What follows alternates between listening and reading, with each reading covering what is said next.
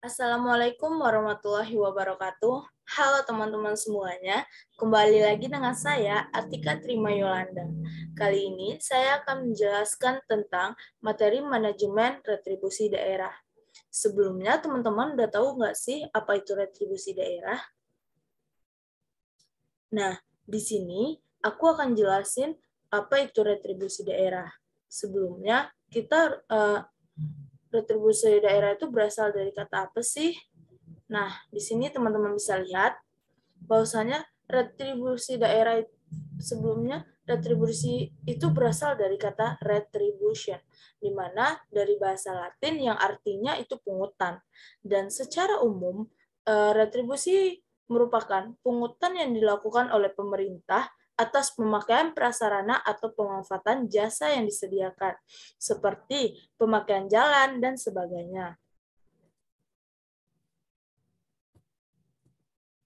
Nah, selanjutnya pengertian dari retribusi yaitu menurut Undang-Undang Nomor 28 Tahun 2009, retribusi itu merupakan pungutan daerah sebagai pembayaran atas jasa atau pemberian izin tertentu yang khusus disediakan atau diberikan oleh pemerintah daerah untuk kepentingan pribadi atau badan. Nah, selanjutnya yaitu pengertian dari retribusi daerah menurut Marihot P. Siahan. Ialah retribusi daerah merupakan pungutan daerah sebagai pembayaran atas jasa ataupun pemberian izin tertentu yang khusus disediakan dan juga diberikan oleh pemerintah daerah untuk kepentingan orang pribadi maupun suatu badan. Nah, di sini ciri-cirinya ada 5. Adapun ciri-ciri dari retribusi tersebut, yang pertama yaitu retribusi tersebut dipungut oleh pemerintahan daerah. Dan yang kedua, di dalam pemungutan tersebut terdapat paksaan secara ekonomis. Dan yang ketiga, retribusi tersebut dikenakan pada setiap orang atau suatu badan yang menggunakan atau mengenyam jasa-jasa yang disiapkan negara. Dan ciri yang kelima, menurut Dirjen Perimbangan Keuangan Pusat dan juga Daerah, Departemen Keuangan Republik Indonesia tahun 2004 nomor 60. Kontribusi retribusi tersebut terhadap penerimaan pendapatan asli daerah pemerintahan, kabupaten, ataupun pemerintahan kota yang relatif tetap dan perlu mendapatkan perhatian serius bagi daerah.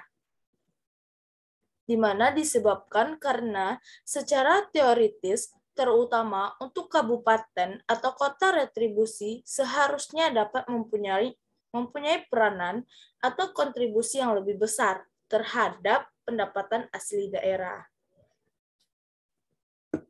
Nah, teman-teman, di sini ada juga nih perbedaan pajak dengan retribusi.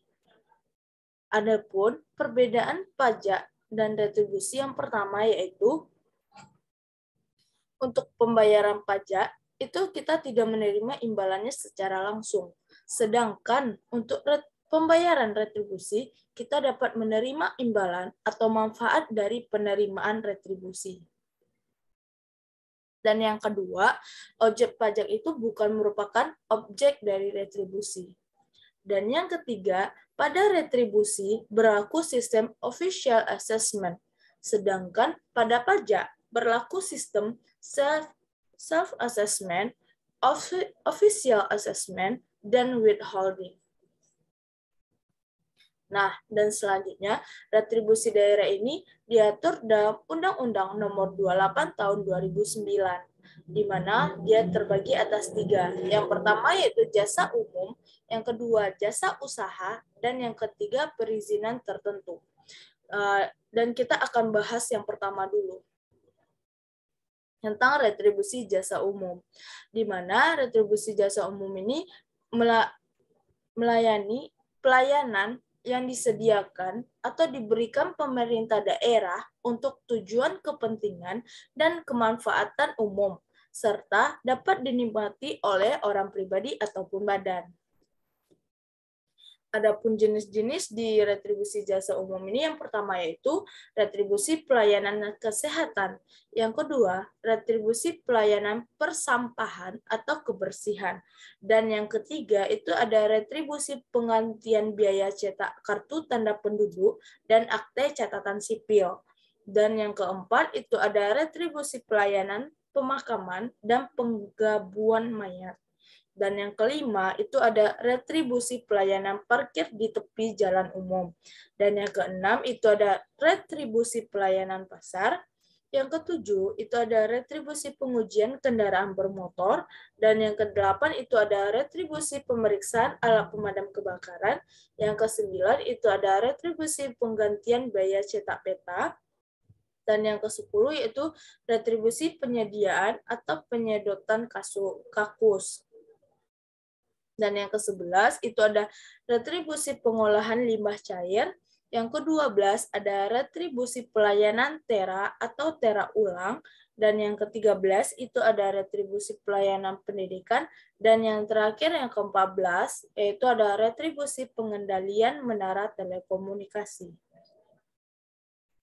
Selanjutnya yang kedua yaitu retribusi jasa usaha, di mana jasa yang disediakan oleh pemerintah daerah dengan menganut prinsip komersial, karena pada dasarnya dapat pula disediakan oleh sektor swasta.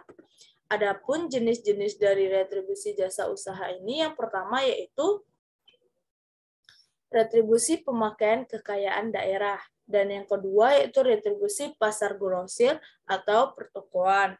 Yang ketiga yaitu ada retribusi tempat pelelangan. Yang keempat itu ada retribusi terminal. Yang kelima itu ada retribusi tempat khusus parkir. Dan yang keenam itu ada retribusi tempat penginapan atau pesanggaran atau itu pesanggaran ya. Dan yang atau villa. Dan yang ketujuh itu ada retribusi rumah potong hewan. Dan yang kedelapan itu ada retribusi pelayanan ke pelabuhan. Dan yang kesembilan itu ada retribusi tempat rekreasi dan olahraga. Yang ke-10 ada retribusi penyeberangan di air. Dan yang ke-11 itu retribusi penjualan produk usaha daerah. Selanjutnya yaitu yang ketiga ada retribusi perizinan tertentu, di mana pelayanan perizinan tertentu oleh pemerintahan daerah kepada orang pribadi atau badan yang dimaksudkan untuk pengaturan dan pengawasan atas kegiatan pemanfaatan ruangan, penggunaan sumber daya alam, barang, prasarana, sarana, atau fasilitas tertentu guna melindungi kepentingan umum dan menjaga kelestarian lingkungan. Dan adapun jenis-jenis retribusi perizinan tertentu, yang pertama itu ada retribusi izin mendirikan bangunan, yang kedua itu ada retribusi izin tempat penjualan minuman beralkohol, yang ketiga yaitu retribusi izin gangguan, yang keempat retribusi izin trayek, dan yang kelima itu ada retribusi izin usaha perikanan. Nah, selanjutnya, berdasarkan Undang-Undang Nomor 28 Tahun 2009, setiap pungutan retribusi daerah harus dilakukan sesuai dengan kriteria yang telah ditentukan.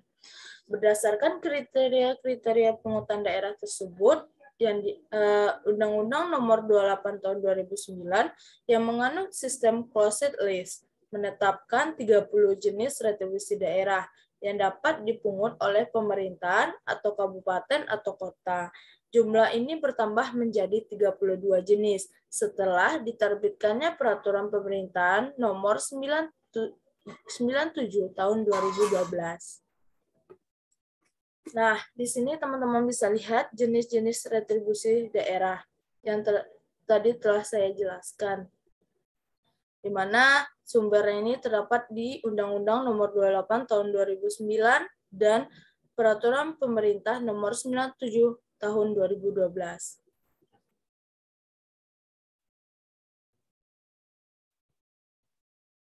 Baiklah, sekian dari materi yang saya sampaikan.